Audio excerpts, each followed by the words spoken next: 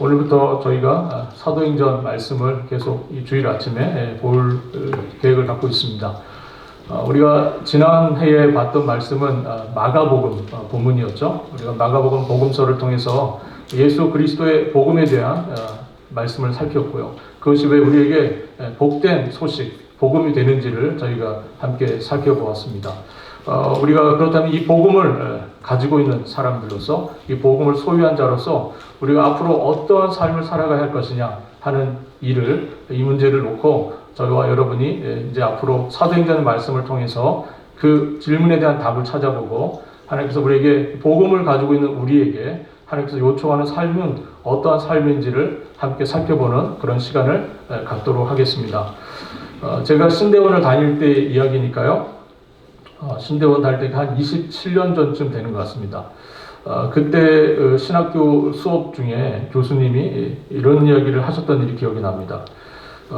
이 조직신학적인 교회, 조직신학에서, 신학에서 말하는 그런 교회에 대한 정의 말고, 그런 교회에 대한 이해 말고 좀 더 실제적이고 실천적인 교회에 대한 이해를 학생 여러분들 넓혀가시기를 바랍니다 하는 그런 얘기를 해주셨던 기억이 납니다. 우리가 이제 신학 수업을 받는다고 하면 굉장히 딱딱하고 굉장히 어렵고 이해하기 좀 어렵고 하는 그런 이야기처럼 들릴 수 있는데, 그 교수님은 그런 공부를 물론 해 나가겠지만, 그런 공부가 꼭 필요하지만 그럼에도 불구하고 여러분들, 즉 학생들입니다. 신학생들. 앞으로 여러분들은 교회라고 하는 현장에 나가서 이 하나님의 복음을 전해야 될 사람들인데, 교회가 실제 어떤 곳인지, 그에 대한 실제적인 이해, 그리고 매우 실천적인 이해를 갖기를 바란다 하는 그런 이제 당부의 말씀을 해주셨던 것이 기억이 납니다. 신자는 중생한 이후에 주님의 부르심을 받는 순간까지 교회와 더불어 평생을 살아갑니다. 여러분들이 중생하고 거듭난 이후에 여러분들은 교회를 통해서 평생 남은 삶을 여러분들 살아가게 되십니다. 그러나 신학적인 의미에서 우리가 교회에서 말하는, 성경에서 말하는 교회는 그리스도의 몸이죠. 그리스도의 몸. 그리고 하나님의 집이고요. 하나님의 권속이고 성령이 거하시는 전이라고 이렇게 말씀을 합니다. 이러한 정의들은 한마디로 교회는 물론 현상적으로 사람들이 모이는 곳이긴 하지만, 이 교회는 누구의 교회입니까? 그렇죠. 하나님의 교회. 이렇게 정의를 하고 있다는 것이죠. 하나님의 집, 그리스도의 몸, 하나님의 권속, 성령이 거하시는 전이다. 이렇게 정의를 하고 있습니다. 여러분, 제가 나의 집입니다 라고 이렇게 소개를 하면 여러분들은 어떻게 이해를 하십니까? 저 집은 누구 것이라고 생각하죠? 저의 것이라고 생각하시겠죠. 나의 집입니다. 이렇게 소개를 하면요. 소유권이 누구에게 있습니까?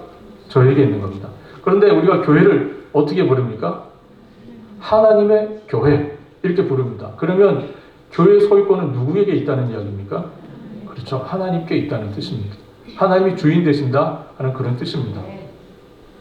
그런데 우리가 많은 경우에 많은 신자들이 이걸 잘 이해를 못 하시는 것 같아요.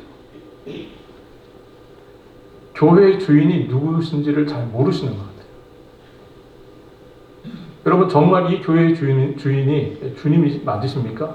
네. 그렇게 확신하고 계십니까? 네. 이 교회의 주인은 하나님이세요.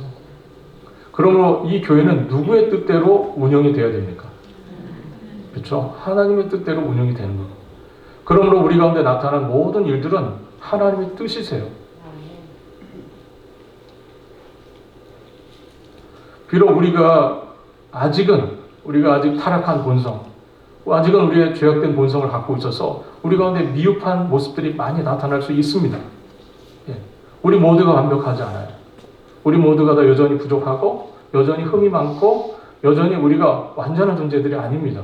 우리는 구원을 향하여 가고 있는 거예요.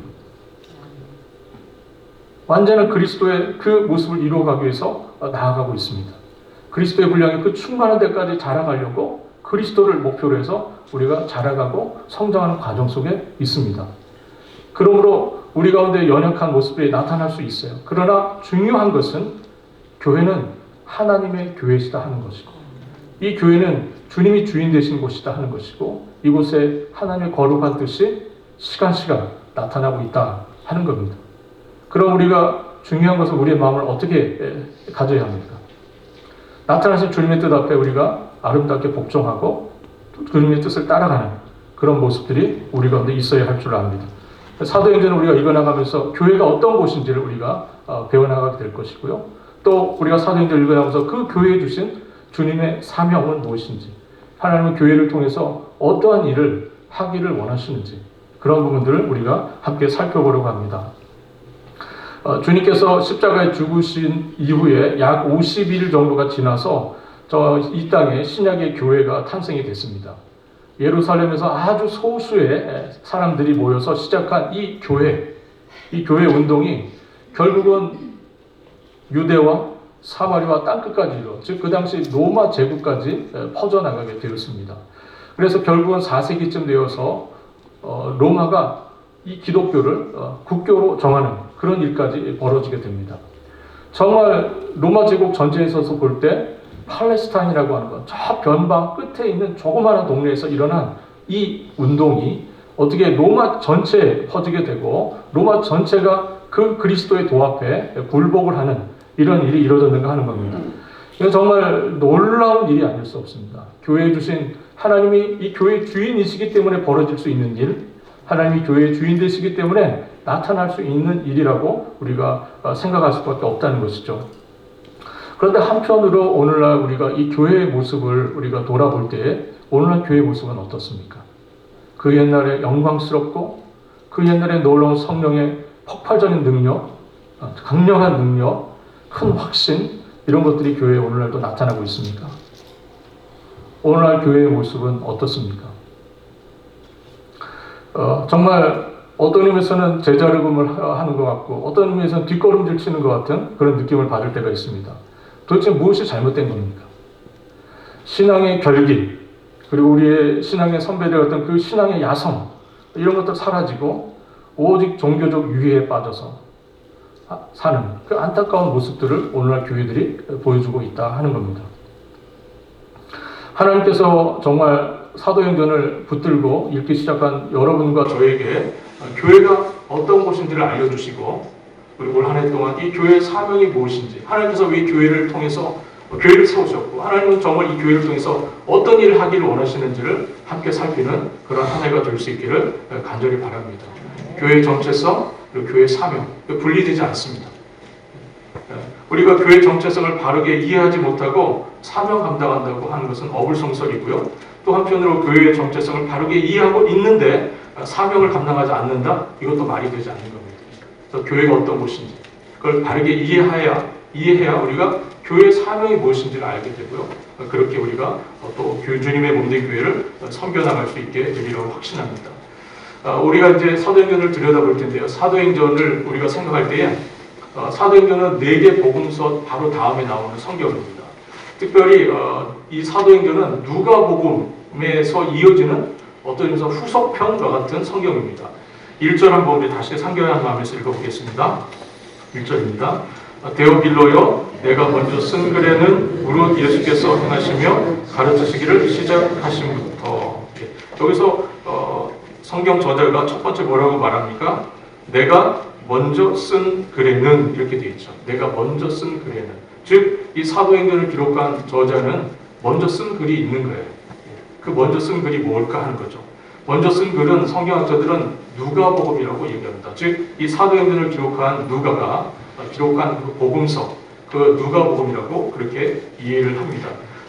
사도 바울의 동역자였고 또 사랑받는 의사였던 누가, 이 사람이 바로 이 누가복음 그리고 사도행전의 저자다, 이렇게 이해를 합니다.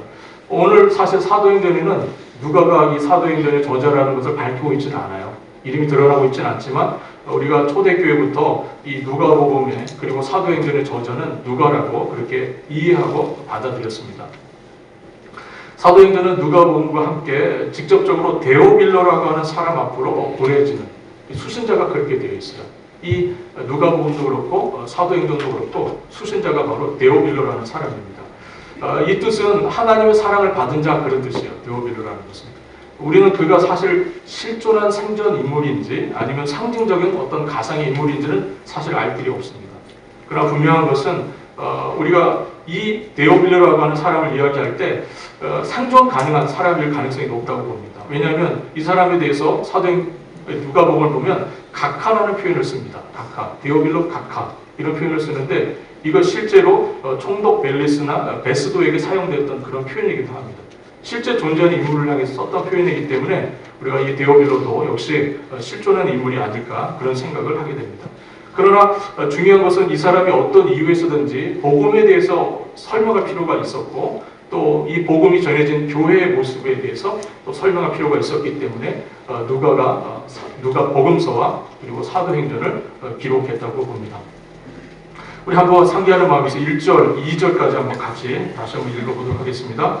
데오빌로여, 내가 먼저 쓴 글에는 무릇 예수께서 행하시며 가르치시기를 시작하심부터 그가 택하신 사도들에게 성령으로 명하시고 승천하신 날까지의 일을 기록하였더라.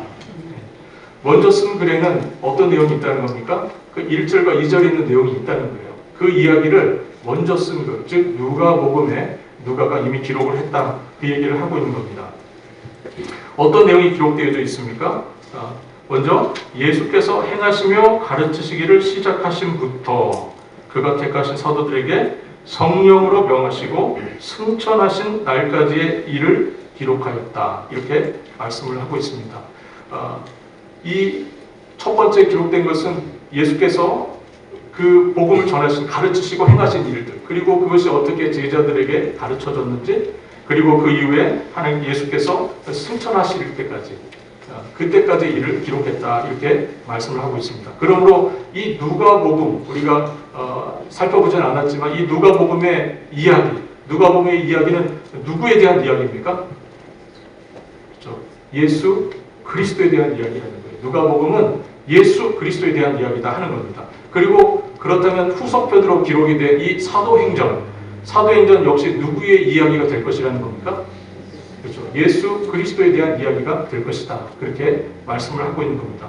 우리가 사도행전이라는 이 제목 때문에 우리가 사도들의 행적이다. 이렇게 우리가 오해할 수 있어서 우리가 책 제목 때문에 이 주인공이 사도들인가 보다 생각할 수 있습니다. 실제로 우리가 베드로와 또 바울이 이 사도행전 전체에 굉장히 많이 등장하는 사도들입니다. 그 사람들의 이름이 주가 많이 나와 있어요. 그러나 그럼에도 불구하고 교회는 이 사도행전의 주인공은 누구라는 거예요? 예수 그리스도시다 하는 겁니다.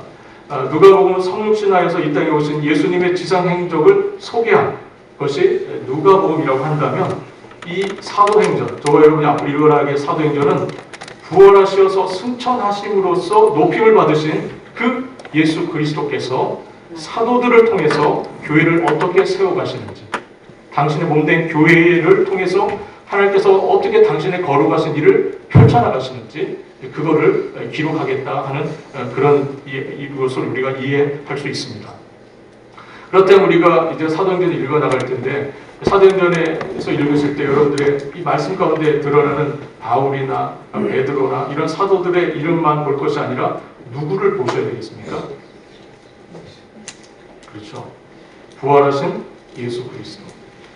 여러분 사도행전을 읽어나갔으면서 부활하신 예수 그리스도를 계속 보셔야 됩니다. 물론 이 속에는 이 사도행전을 읽어나간 동안은 베드로의 이야기가 나올 것이고 또 바울의 이야기가 계속 나올 거예요. 그러나 그럼에도 불구하고 여러분들의 초점과 관심은 어디에 있으셔야 합니까? 부활하신 예수 그리스도. 왜 그렇습니까? 부활하신 그리스도께서 누구를 통하여 일하시기 때문에요? 사도들을 통하여 일하실 것이기 때문에 그 사도를 통하여 일하시는 그 예수 그리스도, 특별히 부활하신 예수 그리스도를 이 사도행전을 읽어나가시면서 여러분들 놓치지 않고 계속해서 보실 수 있기를 바랍니다. 오늘 3절 한번 같이 읽어보도록 하겠습니다. 3절입니다. 그가 고난받으신 후에 또한 그들에게 확실한 많은 증거로 친히 살아계심을 나타내사 40일 동안 그들에게 보이시며 하나님 나라의 길을 말씀하시니라. 그가 고난받으신 후에 이렇게 되어 있는데 이것은 이제 주님께서 부활하시고 십자가에 죽으시고 부활하신 다음에 그 다음에 승천하신 그 뒤의 이야기라는 의미를 갖고 있습니다. 그 뒤에 또한 그들에게 확실한 많은 증거로 친히 살아계심을 나타내사 이렇게 되어 있죠. 예수님께서 십자가에 고난받으시고 부활하신 후에 40여일 동안 제자들에게 보이셨다 합니다. 무엇을 보이셨습니까? 자신의 살아나심, 다시 살아나심을 보이셨다 이렇게 말씀합니다. 특별히 당신의 부활이 사실임을 어떻게 보여주셨어요? 확실한 많은 증거로, 확실한 많은 증거로 보여주셨다 이렇게 말씀합니다. 여기 증거라는 단어가 등장을 하는데요. 이 증거라는 단어가 신약성경 전체에서 여기에서 딱 한 번 사용된 단어입니다. 유일하게 여기에 딱 한 번 사용된 단어예요. 이것은 아주 설득력 있는 그리고 의심할 여지가 없는 것을 말할 때 사용되는 단어입니다. 너무나 분명해서 설득할 필요도 없고 상대에게 이것에 대해서 설명할 필요도 없을 정도로 확실한 것, 그것을 얘기할 때 쓰는 표현입니다. 예수님은 당신의 그 제자들이 주님의 부활에 대해서 절대 의심할 수 없을 정도로 아주 자주 분명하게 당신을 제자들에게 보여주셨습니다. 예수님 부활을 하신 이후에 제자들에게 아주 확실하고 분명하게 자신의 부활에 대해서 주님께서 말씀해 주셨다는 겁니다. 그것을 누가는 확실한 많은 증거라는 표현을 썼습니다. 사도들에게 정말 주님의 부활을 믿지 않을 수 없을 만큼 확실한 증거들을 주님께서 계속 사도들에게, 주님의 12 제자들에게 보여주셨다 하는 겁니다. 왜 그러셨을까요? 왜 주님은 이런 확실한 증거들을 제자들에게 보여주셨습니까? 그 이유는 이 제자들이 바로 부활의 증인이 되어야 하기 때문입니다. 이 제자들이 앞으로 주님의 이 부활에 대한 확실한 증인들이 되어야 하기 때문에 예수님은 부활하신 후 40일 동안 제자들에게 확실하게 많은 증거로 자신의 부활하셨음을 분명하게 확실하게 보여주셨다 하는 겁니다. 8절에 보니까 이렇게 말씀하시죠. 주님이 이렇게 말씀하십니다. 8절입니다. 오직 성령이 너에게 임하시면 너희가 권능을 받고 예루살렘과 온 유대와 사마리아 땅끝까지 이르러 내 증인이 되리라 이렇게 말씀하십니다. 이제 제자들은 부활하신 주님의 증인이 되어야 하기 때문에 부활하신 주님에 대해서 어느 누구보다도 확신을 가져야 됐습니다. 그러므로 주님께서 확실하고 많은 증거로 제자들에게 그 40여일 동안 제자들에게 그 증거를 보여주셨다 하는 겁니다. 사도들은 예수의 증인이 되기 위해서 부활하신 그 주님을 본 사람들입니다. 사도들의 중요한 정의가 바로 여기 있습니다. 사도는 어떤 사람들입니까? 부활의 주님을 본 사람들. 본 사람들. 여러분들이 무엇인가를 봤어요. 그러면 여러분들 그 본 일에 대한 뭡니까? 증인이시죠. 어떤 사람이 그걸 못 봤어요. 그런데 여러분들 보셨어요. 그러면 여러분들은 그 보지 못한 사람들에 대해서 그 일에 대한 증인이시죠. 마찬가지로 사도들은 부활하신 주님을 봤습니다. 그리고 그 부활하신 주님에 대한 증인으로서 그들의 남은 삶을 살아갔다 하는 겁니다. 그런데 중요한 것은 우리가 증인으로 살기 위해서 주님을 보는 것이 1차적으로 중요한 거요. 그 다음에 중요한 것이 있습니다. 그것은 바로 우리 본문 4절에 나온 말씀입니다. 오늘 본문 4절에 함께 읽어보도록 하겠습니다. 본문 4절입니다. 사도와 함께 모이사 그들에게 분부하여 이르시되 예루살렘을 떠나지 말고 내게 들은 바 아버지께서 약속하신 것을 기다리라. 예수의 증인이 되기 위해서 본 일이 먼저 중요하고요. 그 다음에 중요한 것은 뭡니까? 아버지께서 약속하신 것, 그것을 받아야 돼요. 그것을 기다리라 이렇게 말씀합니다. 누가복음 24장 49절 한번 보겠습니다. 누가복음 24장 49절 볼지어다 내가 아버지께서 약속하신 것을 너희에게 보내리니 너희는 위로부터 능력을 입을 때까지 이 성에 머물러 있으라 하시니라. 머물러라 하시니라.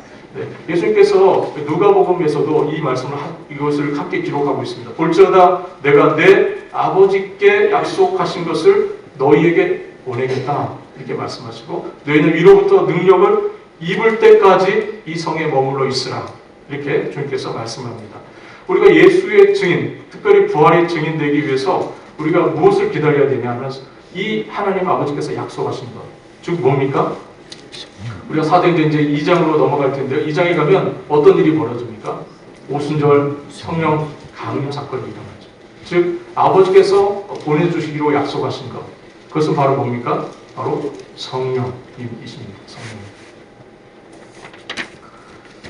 예수의 증인이 되기 위해서 특별한 능력이 필요한 거예요. 우리가 본 일만 가지고 예수의 증인이 될 수 없다는 겁니다.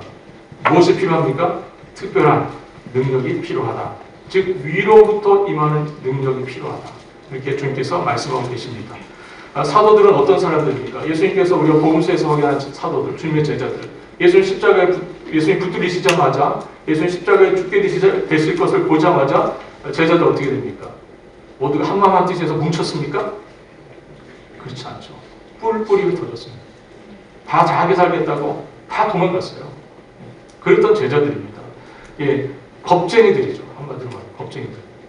그런데 아무리 많은 증거를 가지고 주님이 보여주셨다 한들 이 사람들이 마지막까지 부활의 증인이 될 수 있겠습니까? 우리가 정말 예수의 증인이 된다고 하는 것 어떤 겁니까? 우리가 평상시같이 이렇게 위험이 없는 시절도 우리가 예수의 증인되어 사는 삶이 쉽지는 않은데 만약에 여러분들 우리를 향한 정말 가혹한 박해가 시작되었다고 하면 우리가 상상해 보겠습니다. 이 교회를 향한 가혹한 핍박이 시작되었다고 우리가 생각해 보죠. 그렇다면 여러분들 부활의 증인 되실 수 있겠습니까? 예수의 증인 되실 수 있겠습니까? 지금은 할 수 있을 것 같죠?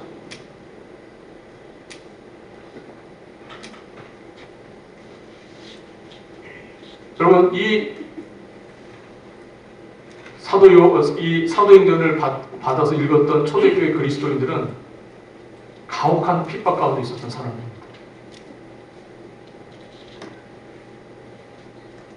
예수의 증인되는 일은 그냥 목숨을 거는 일이었어요. 그런 상황에서 우리가 예수의 증인 될 수 있겠습니까?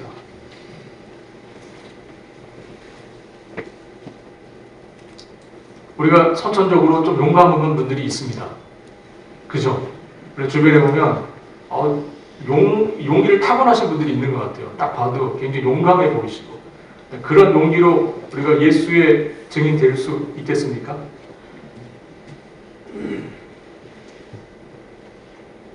우리 주님께서 말씀하신 위로부터 임하는 능력이 임해야 됩니다.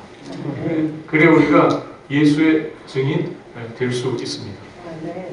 사도행전상에서 볼 때 2장에 있는 오순절의 성령 감립 사건, 즉 성령이 임하셔서 그분의 능력을 덧입혀주시는 이 놀라운 체험, 이것이 있어야 우리가 예수의 증인이 될 수 있다 하는 겁니다. 우리가 그렇다면 여기서 우리가 누가가 사도들이 예수의 증인되기 위해서 또 필요한 것 한 가지를 이야기합니다. 3절 다시 한번 상기하는 마음에서 읽어보도록 하겠습니다. 그가 고난받으신 후에 또한 그들에게 확실한 많은 증거로 친히 살아계심을 나타내사 40일 동안 그들에게 보이시며 하나님 나라의 일을 말씀하시니라. 예수님은 부활하신 이후에 제자들에게 나타나셔서 한 가지 일에 집중하셨습니다. 물론 자신의 부활해서 몸을 보여주는 것도 중요했지만 중요한 것은 제자들에게 정말 중요한 메시지를 가르쳐 주셔야 했어요. 그 메시지의 핵심이 무엇입니까? 바로 하나님 나라의 일입니다. 하나님 나라의 일. 예수님의 가르침의 주제는 하나님의 나라의 일이었습니다. 하나님의 나라는 어떤 나라입니까? 하나님의 나라는 하나님이 통치하시는 나라, 그런 뜻입니다. 하나님이 통치하시는 나라. 예수님은 당신의 죽음과 당신의 그 삶과 죽음 그리고 부활로서 온 우주의 왕으로 선포되셨어요. 그리고 시편에 이런 말씀대로 누구든지 그분 앞에 복종하고 입맞추지 아니하면 영원한 형벌을 받을 것을 멸치 못한다고 그렇게 말씀을 해주고 계십니다. 예수님의 증인이 되기 위해서 사도들은 하나님의 나라의 일을 알아야 했어요. 그래서 6절에 기록된 사도들의 질문은 그런 면에서 이 제자들이 하나님의 나라를 오해하고 있다는 것을 우리가 알 수 있습니다. 6절 말씀 한번 같이 읽어보겠습니다. 6절입니다. 그들이 모였을 때에 예수께 여쭈어 이르되 주께서 이스라엘 나라를 회복하심이 있겠니까. 하나님의 나라의 일을 말씀해 주시는, 가르쳐 주시는 주님께 대해서 제자들의 머릿속에는 여전히 주님께서 이스라엘을 회복하실 때가 이때니까 하는 그런 질문을 하게 됩니다. 제자들은 아직은 성령을 받지 않은 상태입니다. 아직은 그들의 관심 속에는 물론 부활하신 주님이 너무나 놀랍고 신기하고 했을 거예요. 그러나 그럼에도 불구하고 제자들은 여전히 이 땅의 일, 땅의 나라에 대한 관심이 여전히 있었던 것 같습니다. 하나님의 나라, 예수님의 마음속에 있고 주님이 이 땅에 오셔서 십자가에 죽기까지 선포하고 전하시려고 했던 그 하나님의 나라, 그에 대한 관심이 여전히 제자들에게 없었어요. 제자들은 여전히 자신들의 명예와 제자들은 여전히 자신들의 그 자리와 이런 것에 대한 관심이 있었던 것 같습니다. 이스라엘 나라가 회복되어서 이 땅에 풍요로운 한 나라, 이 땅이 정말 세속적으로 번성하는 나라, 그런 나라를 여전히 제자들은 꿈꾸고 있었다 하는 겁니다. 정말 하나님의 나라, 우리 주님께서 말씀하시는 그 하나님 나라하고는 관계가 없는 이 땅의 나라, 정말 그 옛날 이스라엘 백성들이 그 가장 좋았던 전성기에 다윗과 같은 그 왕이 다시 등장을 해서 정말 온 세상을 허용했던 그 다윗의 나라를 꿈꾸는 이 사람들, 그런 사람들을 향해서 주님께서 여전히 하나님의 나라의 일을 말씀하고 계셨다 하는 겁니다. 주님의 대답은 이겁니다. 때와 시기는 아버지께서 자기의 권한에 두셨으니 너희가 알 바 아니요. 제자들은 그때가 언제인지, 그렇게 이스라엘이 다시 한번 부흥하고 왕창하게 다시 한번 제2 부흥기를 맞는 그때가 언제인지 궁금했어요. 그러나 주님께서는 그때와 권한은 너희가 알 바가 아니다, 이렇게 말씀하십니다. 장래 일들에 관련해서 하나님께서 주권적으로 그 일을 행사하시는 그 일에 대해서 이 제자들은 관심이 없었던 것 같아요. 그러나 주님께서 우리가 우리의 지혜로 다 헤아릴 수 없는 방식으로 주님은 당신의 그 정하신 뜻대로, 당신의 그 미리 아신 그대로 우리 주님께서 일을 해 나가실 것입니다. 우리는 이 하나님의 나라가 어떻게 이 교회를 통해서 이 땅 가운데 펼쳐지게 될 것인지를 우리가 사도행전을 통해서 앞으로 계속 읽어나가게 될 겁니다. 제자들이 예수님의 증인이 되기 위해서 하나님 나라의 일들을 알고 거기에 몰두하는 일, 하나님 나라에 관심을 갖는 일이 얼마나 중요한지를 주님께서 그 부활하신 40여일 기간 동안에 말씀하셨다는 거예요. 관심 어디에 두라는 겁니까? 하나님 나라에 두라 하는 거예요. 관심을 어디에 두라? 하나님 나라에 두라. 우리는 습관적으로 이 땅의 일을 자꾸 생각하게 되고 땅에 관심을 갖게 되고 하지만 주님께서는 예수의 증인이 되려고 하는 그대들이요 하나님의 나라 일에 관심을 가지라, 이렇게 말씀하고 계시는 겁니다. 부활하신 후에 이렇게 40일 동안 제자들에게 나타나시고 당신의 증인이 된 이 사명을 위임하신 주님께서 이제 제자들이 보는 앞에서 승천을 하십니다. 40여일 동안 부활하신 자신을 보여주시고 그리고 하나님 나라의 일을 메시지를 전하신 이 주님께서 이제 제자들이 보는 앞에서 승천을 하시는 거죠. 이제 예수님은 승천하셨고 구름에 가려져 보이지 않게 되었습니다. 그러나 제자들은 마냥 하늘을 주목하고 있었어요. 그때 흰옷 입은 두 천사가 다가와서 이렇게 말합니다. 오늘 본문 11절입니다. 같이 읽겠습니다. 이르되 갈릴리 사람들아 어찌하여 서서 하늘을 쳐다보느냐, 너희 가운데로 하늘로 올려주신 이 예수는 하늘로 가심을 본 그대로 오시리라 하였느니라. 이제 그 주님께서 하늘로 올라가셨다는 거죠. 하늘로 올라가셨으니 하늘만 쳐다보지 말고 하나님께 주님께서 이 땅에서 너희들에게 약속하신 것을 기다리고 그리고 주님께서 말씀하신 그 하나님 나라의 복음, 하나님 나라의 일을 전하는 일을 거기에 관심을 갖고 주님 다시 오실 그 나라를 기대하며 재림의 주님을 소망하며 기다리라. 주님께서 이렇게 말씀을 하신 겁니다. 이제 제자들이 이 일 이후에 12절로 14절에 보면 예루살렘으로 돌아갑니다. 예루살렘 돌아가서 그들이 계속 유하고 있었던 다락방에 모입니다. 그들은 예수님의 말씀을 기억하고 마음을 같이하여서 기도에 전념하기 시작합니다. 이제 이들의 기도에 응답하여서 하늘에 올려진 그 주님께서 그 아버지로부터 약속하신 그 성령을 받을 때까지 이 제자들이 이제 거기서 기도에 전념하게 됩니다. 이들은 이제 아버지께서 약속하신 그 성령을 받고 담대한 예수의 증인으로 나아가게 될 겁니다. 이것이 오늘 본문 전체의 이야기라고 할 수 있습니다. 초반에 말씀드린 것처럼 사도행전은 누구의 이야기입니까? 부활하신 예수 그리스도의 이야기입니다. 이제 예수님은 이제 곧 탄생할 교회를 통해서 이 땅에서 당신의 일을 해 나가실 겁니다. 예수님은 이 교회의 몸이시죠. 우리 그리스도의 몸이 이 교회가 되는 것이죠. 부활하신 예수님은 교회인 당신의 이 몸을 통해서 이제 세상에서 여전히 당신의 일을 행하실 것이라는 거예요. 이 교회를 통해서 주님의 일을 해나가실 것이라는 겁니다. 이것이 바로 교회가 가지고 있는 아주 중요한 정체성입니다. 우리가 이 교회의 정체성을 생각하면서 자연스럽게 생각할 수 있는 것은 그럼 교회에 주신 사명이 무엇이냐 하는 것이죠. 그것은 바로 본문 8절에 주님께서 말씀하신 것처럼 땅끝까지 이르러 주의 증인 되는 겁니다. 땅끝까지 이르러 예수의 증인 되는 것입니다. 우리가 보았듯이 우리가 예수의 증인이 되는 것은 우리가 의지력이 뛰어나거나 아니면 우리가 타고난 능력이 있어서 할 수 있는 일이 아닙니다. 우리가 증인이 되는 것은 우리가 먼저 1차적으로 부활의 주님을 봐야 합니다. 부활의 주님을 보셨습니다. 사랑하는 성도 여러분, 부활의 주님을 보셨습니다.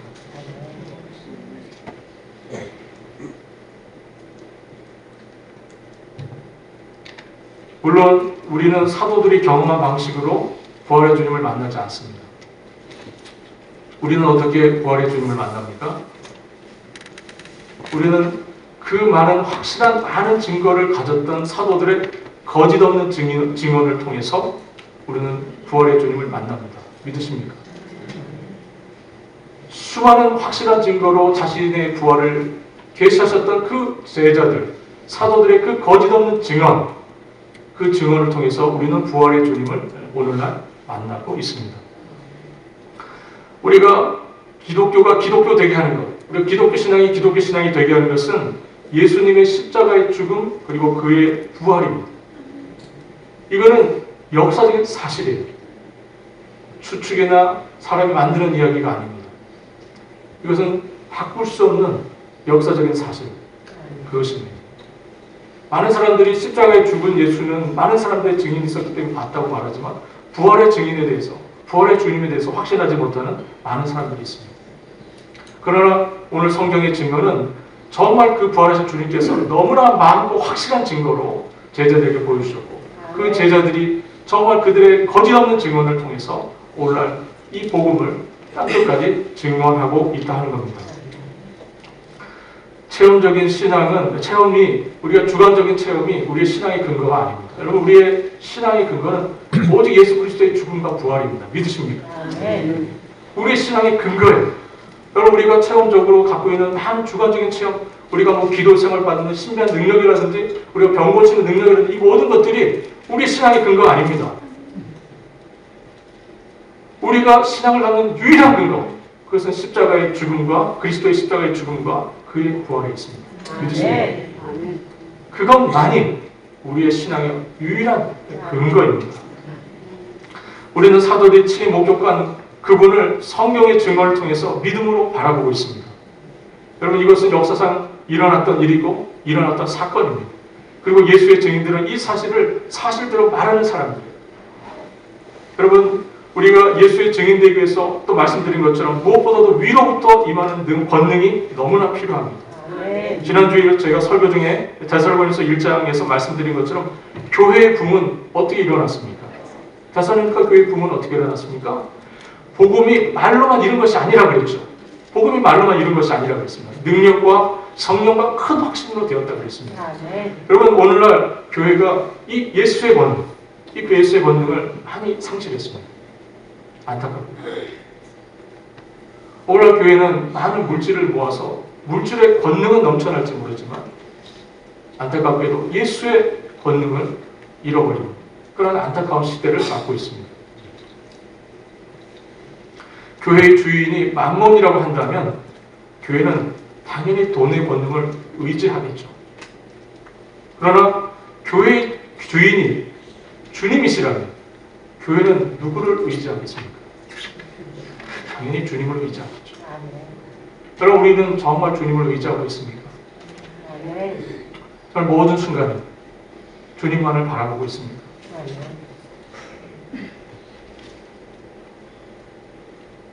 우리 속에 채워진 것은 주님의 그 복음입니까? 여러분의 신령 속에 있는 것은 무엇입니까? 여전히 내가 내 이익을 계산하는 거기에 우리의 관심이 있습니까? 정말 여러분의 신령 속에 그리스도의 복음이 충만하기를 바랍니다. 우리 교회의 주인 되시는 그 주님의 뜻을 우리가 온전히 따라가는 우리 모두가 될 수 있기를 바랍니다. 우리가 교회로 모여서 증거하려고 하는 것은 돈의 본능이 아닙니다. 우리가 교회로 모여서 증거하려고 하는 것은 무엇입니까? 그리스도입니다. 예수 그리스도. 우리가 증언하려고 하는 분은 딱 거기에 있습니다. 우리가 그분을 증언하고 싶기 때문에 교회로 모인 겁니다. 여러분이 예수님의 증인이 되려고 한다면 여러분들은 위로부터 임하시는 성령의 능력을 꼭 받으셔야 합니다. 절박하게 그 권능을 구하시기를 바랍니다. 무엇보다도 예수의 증인 되려고 하는 사람들은 하나님의 나라의 일에 몰두하는 사람들입니다. 하나님의 나라의 일에 몰두하는 사람들. 여러분, 이것은 물론 우리의 삶을 뒤로 하라는 이야기가 아닙니다. 여러분들의 직업을 등한시하라는 그런 얘기도 아니죠. 이것은 모든 일에서 하나님이 다스리시는 그 통치를 받으며 여러분들의 삶에 임하시라 하는 그런 말씀입니다. 이 땅에서 하나님의 통치를 받는 예수의 증인은 단지 우리가 먹고 살기 위해서 존재하는 사람들이 아니라는 것이죠. 우리가 더 나은 삶의 조건을 위해서 일하는 것이 아니죠. 여러분, 우리가 이 땅에서 일하는 이유와 목적은 딱 한 곳에 있습니다. 예수를 증언하는 것. 범사의 하나님의 나라와 그의 일을 최우선의 목적으로 추구하는 사람들이 바로 예수의 증인입니다. 예수의 증인들은 삶의 가치와 목적을 그의 나라와 그의 의에 두고 있습니다. 그것이 바로 참된 예수의 증인들의 모습입니다. 이제 저는 여러분들에게 다시 한번 이 질문을 묻고 싶습니다. 여러분들은 예수님의 증인이십니까? 네. 증인으로서 살아가고 계십니까? 네. 여러분의 정체성은 단순히 교인이 아닙니다. 예수님의 증인이세요. 수많은 예수의 증인들이 그 증거 때문에 죽임을 당했습니다.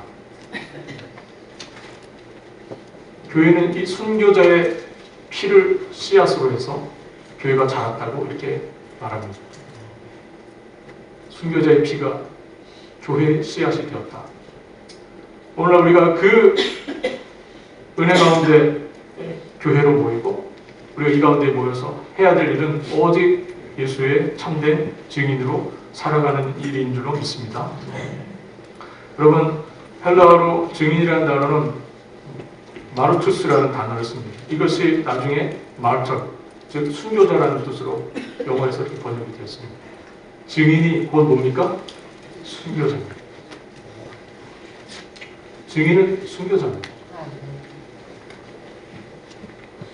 이제 우리는 부활하신 주님께서 어떻게 이 소수의 평범한 사람들을 통해서 이루어진 이 교회를 통해서 어떻게 이 세상을 흔들고 이 세상을 요란케 하고 소동케 하셨는지를 사도행전을 읽어나가면서 살피게 될 겁니다.